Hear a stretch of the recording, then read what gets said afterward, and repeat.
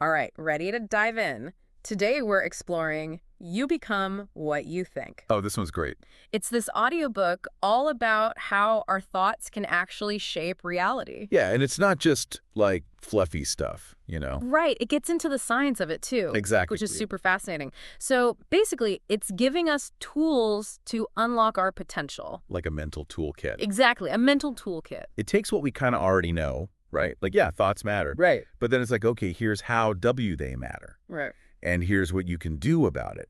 It's like neuroscience, psychology, even some ancient wisdom all mixed together. Okay, so like you've probably heard that saying, right? Your mind is a garden. Oh, yeah. This book takes that and runs with it. Our thoughts are like seeds. I love that analogy. What we plant, what we nurture, that's what grows. So I'm picturing like rows of beautiful mental flowers, right? You have more control over those flowers than you might think, though. Oh, really? This is where neuroplasticity comes in. Okay. Neuroplasticity, big word. It basically means your brain isn't like set in stone. It's always adapting. So it's changing based on our thoughts. Thoughts, experiences, everything. It's rewiring itself constantly. So it's not just positive thinking, but like actually changing the structure of our brains over time. Yeah, that's what's so cool. Like you hear about Olympic athletes, right? Oh, yeah. The visualization thing. Exactly. They visualize their wins, and that actually primes their brains for success. So it's not just motivational mumbo jumbo. There's real science behind it. Exactly. They're creating a mental blueprint. And this audiobook breaks down exactly how to do that. It's like, imagine getting that dream job, nailing a presentation. Oh, like even just having an awesome day. Yes. By vividly picturing it, you're already kind of telling your brain, this is where we're headed. It's not magic, it's science. But what about like those weeds, you Yeah. know, the negative thoughts, No, tell me about it. the I'm not good enough stuff. Everyone deals with that, right? All the time. Yeah. The book doesn't sugarcoat it. Okay, good. It teaches you how to recognize those patterns. So like, how do we even know? What are the signs? Recurring thoughts, like Yeah. the same negative stuff popping up over and over. Right, right. Or just this feeling of unease, like you're stuck. This is where I get stuck. Because it's easy to say, think positive. Right. But how do you actually break free from those negative patterns? Yeah. Especially when they feel so ingrained. So one thing the book talks about is replacing those thoughts. Like with positive ones. Exactly. Instead of, I can't do this, it's, I'll find a way.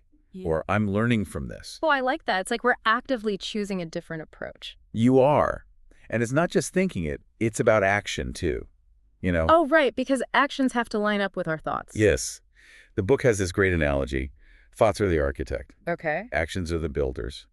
You can have a blueprint for a house. All right. But if the builders don't follow it, you're not going to get that house. So if you want to be healthier, but you're always eating junk food, Exactly. You're sending mixed messages. it's like trying to build a house with no bricks. So how do we bridge that gap then? Is that where the subconscious comes in? That's where it gets really interesting. The book dives into this idea of the subconscious being like this untapped potential. Oh, okay. And it's always working, always influencing our actions, but it's kind of hidden. Okay, so how do we tap into that? It sounds kind of mysterious. Awareness is key. The book suggests mindfulness. Mindfulness, okay. It's about noticing your thoughts and feelings without judgment. So you can see what's going on under the surface. Exactly. And once you're aware, you can start to change things. The book even suggests dream analysis. Ooh, dream analysis. Yeah, it's like what symbols keep popping up, what emotions come up. It can give you clues about what your subconscious is trying to tell you. I love that. Like a secret decoder ring for your mind. Right. Once you understand those patterns, you can start to influence them. And this is where the book gets into visualization. Okay, visualization. I've heard a lot about this. It's not just daydreaming, though. Okay. It's like a technique to actually reprogram your subconscious mind. So it's more active. Much more. And it's backed by science. It's about engaging your brain, creating those neural pathways to what you want. Oh, so it's not just visualizing the end goal, but like the steps to get there. Yeah, the challenges, how you'll overcome them, all with as much detail as possible. Almost like a mental rehearsal. Exactly. The more vivid it is, the more real it becomes to your brain. So we're not just thinking it, we're feeling it, we're seeing it. And then, to take it even further, there's affirmations. Okay, affirmations. Those are the positive statements. Yes. It's like feeding your subconscious those positive messages over and over. To replace the negative ones. Exactly. Like, if you struggle with self-esteem, you might use affirmations like, I am worthy, or I am capable. So Like, we're speaking our desired reality into existence, but what about those limiting beliefs that hold us back? The "I'm not good enough" kind of thoughts. Those can be so hard to shake. They can, but the book has a framework for that too. Okay, tell me. 3 steps. Identify the belief, question its validity. Like, is it really true? Yeah. And then replace it with something empowering.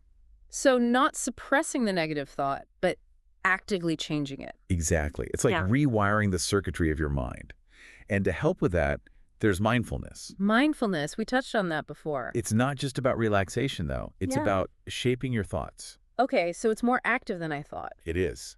It's about quieting that mental chatter, noticing your thoughts without judgment, Okay. and realizing how much power they have to shape your reality. So it's like becoming the observer of your own thoughts. Exactly. And when you're more present, you have more control. You know, this all reminds me of something else we hear a lot about, the law of attraction. Oh, yeah, like attracts like. Positive thoughts, positive experiences. Negative thoughts. More negativity. The book actually talks about this, but not in a magical way. Okay, good. It frames it as energy. Like your thoughts and emotions have a frequency, Oh, and they attract similar frequencies. So it's not ignoring negativity, but consciously shifting your focus to what you want to attract. so it's like becoming a magnet for the experiences you desire. Exactly. But it takes effort. It's about aligning your thoughts and your actions and believing you're worthy of those good things. This all ties into abundance and prosperity, which probably means different things to different people. Right, and the book encourages you to define what those words mean to you. It could be financial abundance, but it could also be like an abundance of love or joy or even just peace. So it's about shifting from lack to abundance. Yes, appreciating what you have and believing that good things are coming. It's about creating that space for those good things to flow in. Exactly. And you know, it's not just about our external experiences, this aligning of thoughts and emotions, Oh, right. It affects us physically, too. the mind-body connection. The book really emphasizes that, like stress. Oh, yeah. Stress is the worst. When you're stressed, your body releases hormones like cortisol, Oh, I've heard of that. and that can lead to all sorts of problems. Inflammation, weakened immune system. So our bodies are literally reacting to our thoughts. Yes, it's like physical feedback. Yeah. On the flip side, positive thoughts, those boost your healing. Things like meditation, yoga, being in nature, those help reduce those stress hormones. So it's not just about controlling thoughts, but listening to your body, too. It's all connected.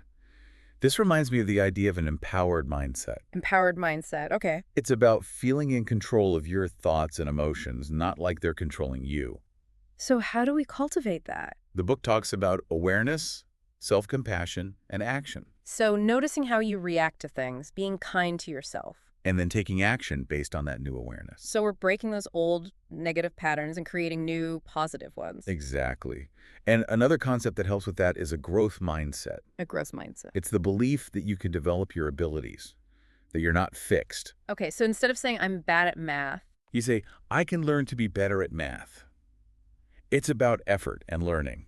so it's focusing on progress, not perfection. Exactly. Challenges become opportunities to grow. Yeah. And speaking of challenges, we all have emotional baggage from the past. Oh, yeah. Past hurts, disappointments, You can weigh us down. like carrying a heavy backpack. The book dives into how to release that. It's not easy because those emotions can feel like part of us. I get that. It's like they're part of our identity. But the book reminds us we are not our past experiences. We are so much more than that. So how do we even start to let go of that baggage? It starts with acknowledging the emotions, figuring out where they come from. And then Forgiveness. forgiveness is tough. It's not about saying what happened was okay, right? No. It's about releasing the power those experiences have over you. It's for your own healing. So you can move on. Exactly. And when you let go of that baggage, you make space for positivity and joy. You become lighter. And then you can fill that space with gratitude. Gratitude. That's so important. It really is. It shifts your perspective, helps you appreciate what you have. And attracts more good things. It's like a signal to the universe. Yeah. I'm open to receiving more good stuff. But it's not just about the big things, right? No, it's the little things too. The sunshine, a good cup of coffee, just being alive. It's about training your mind to focus on the positive. And when you do that, you attract more abundance, It's like a cycle. a positive feedback loop. And to deepen that, The book talks about meditation and reflection. Oh, yeah, those are good practices. Meditation is like a mental vacation. It helps you quiet the mind, be more present, Okay. and observe your thoughts without judgment. And what about reflection? Reflection is about looking back on your experiences, seeing the patterns, and learning from them. So you can grow and make better choices. Exactly. Meditation helps you be present. Reflection helps you learn from the past. And together, they can help you reframe those challenges as opportunities. Because it's so easy to get stuck in negative thinking when things get tough. This book is all about shifting that perspective, seeing the potential for growth in every situation, It's like choosing to see that glass half full, even when it feels empty. and trusting that everything is happening for a reason. Like the universe has your back. Exactly. And, as we grow, we naturally want to share that with others. I think that's so true. Like when you find something that really works, you want to tell everyone. The book actually encourages that. Really? It's about embracing vulnerability, sharing your experiences authentically, the struggles and the triumphs. So people realize they're not alone. It's about creating a ripple effect of positive change. Wow, we've covered so much already, and this is just the beginning. Is scratching the surface. Before we go deeper, take a moment to think about what's resonating with you so far. We'll be back soon to uncover even more powerful tools from You Become What You Think and help you create a reality that truly reflects what you want. Back again. I'm already feeling inspired by all these tools. Me too. It's amazing how much power we have, just by changing our thoughts. What I love is how this book blends ancient wisdom with modern science. Right. Like this idea has been around forever. It's not just some new fad. It makes you realize it's not just positive thinking, it's about understanding how our thoughts create our experiences. And this book doesn't just say, think positive, good things happen. Right. There's a real framework here. It gives you the steps to actually change your mindset, Yeah. like rewiring those old patterns. Okay, but let's be real. We all have those negative days Oh, yeah. when your brain just wants to focus on the bad stuff. Speaking of, earlier we were talking about aligning actions with thoughts. Yeah, thoughts as the architect, actions as the builders. That was a great analogy. Can you break that down a bit more? Sure. It means you can't just daydream about your goals. Right. You got to take action. It's about bridging that gap Yeah. between your inner world and your outer world. So, okay, how do we do that? Any practical tips? The book says, start small. Make everyday choices that reflect your desired reality. Okay, so not just the big goals Right. It's the little things, too, like choosing a healthy meal instead of fast food. or taking a walk instead of scrolling on your phone. Exactly. Those little choices add up over time. It's about creating a lifestyle that matches your goals. And as a process, you're not going to be perfect every day. Right. Progress, not perfection. And the book also talks about finding positive influences, surrounding yourself with supportive people. Yes, because we don't have to do this alone. But sometimes even people close to you aren't always supportive. That's true. And that's where the book talks about setting boundaries. Oh, okay. So that you can protect your energy. Exactly. It's not selfish. It's about prioritizing your well-being. You want to be around people who lift you up. Like creating a garden of supportive relationships. I love that. So Ugh. you can thrive. But even with support, growth can be bumpy. Oh, yeah, definitely. There's going to be self-doubt. You'll want to give up Yes. sometimes. That's where patience and persistence come in. Exactly. The book really stresses that. Change takes time. And setbacks are normal. Totally normal. Hmm. Be kind to yourself when they happen. And if you're struggling, the book suggests meditation and reflection. Oh, yeah, we talked about those before. They're key. Meditation is like a mental reset button. It helps quiet the mind. Yes. It's training your mind to be calmer and more focused. And it doesn't have to be complicated, right? Not at all. Just find a comfortable position, close your eyes, focus on your breath. Okay, that sounds doable. And what about reflection? How do you actually do that? It's about taking time to think about your experiences. What went well? What could you do differently? What did you learn? So it's like looking back and learning from your mistakes. Yeah. It's like a debriefing with yourself. And when you combine that with meditation, visualization, affirmations, all those tools, You start to see challenges differently. They become opportunities. you're choosing to see the glass half full. Exactly. It's that optimistic outlook, trusting that everything is happening for a reason, even when it's tough. It all ties back to the law of attraction. I think that's something a lot of people are curious about. Yeah, it can be a controversial topic. But some people think it's too good to be true, right? The book presents it in a grounded way, though. Okay, good. It's about aligning your energy with what you want. Your thoughts, actions, everything. So you're not just wishing for things, you're actively working towards them. Exactly. And believing you deserve those good things. It's about shifting from a mindset of lack to a mindset of abundance. So appreciating what you have and knowing there's more to come. Yeah. Believing that the universe is conspiring to help you. And abundance doesn't just mean money, right? Right. It's about all areas of your life. Love, relationships, health, purpose, and yeah, financial security too. It's about feeling fulfilled in every way. Exactly. Creating a life that feels rich and meaningful. Yeah. And as you do that, it's natural to want to share it with others, like spread the good vibes. Right. Because when you're happy and feeling good, you want others to feel that way too. The book talks about sharing your journey authentically. Being vulnerable, talking about the ups and downs. Yes, because it helps others to not feel alone. It's about paying it forward. Exactly. And creating a ripple effect of positive change. So as we wrap up this part of our deep dive, think about one small action you can take today to embody these ideas. That could be anything, right? Anything that resonates with you. A tiny step to shift your mindset or show gratitude or whatever feels right Those small steps add up to big to changes. do. So take a moment to reflect on that. We'll be back soon to continue exploring You Become What You Think and give you even more tools to create the life you want. Back for more of You Become What You Think. We've talked about so much already. I know, it's packed with good stuff. It's amazing how this book ties it all together, from the brain science to these practical tools. It's like a roadmap to personal transformation. It really is. It shows you how to use the power of your thoughts to actually create the life you want. And I love how it's not just theory. It gives you actual things to try. Yeah, it's all about taking action. And one thing it keeps coming back to is releasing emotional baggage. Yeah. We touched on that before. Oh, yeah, the heavy backpack analogy. Exactly. Letting go of those past hurts, disappointments, all that stuff that weighs us down. It's so easy to get stuck in those things. It's like they become part of who we are. The book acknowledges that it's not easy to let go. Those emotions can feel so real. And the thought of letting them go can be scary. It can. But the book reminds us those experiences don't define us. We're so much bigger than that. So how do we even start to let go? The book says start by acknowledging those emotions.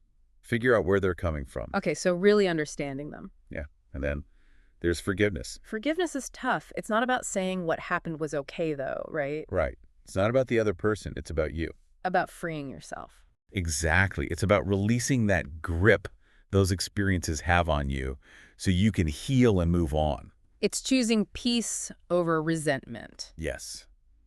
And when you let go, you make space for good things, more positivity, more joy. It's like that weight is finally lifted. And then you can fill that space with gratitude. Gratitude. We've talked about that a lot, Oh, but it's so important. it really is. It changes everything. It helps you appreciate what you have. And it attracts more good things. It's like you're telling the universe, hey, I'm ready for more good stuff.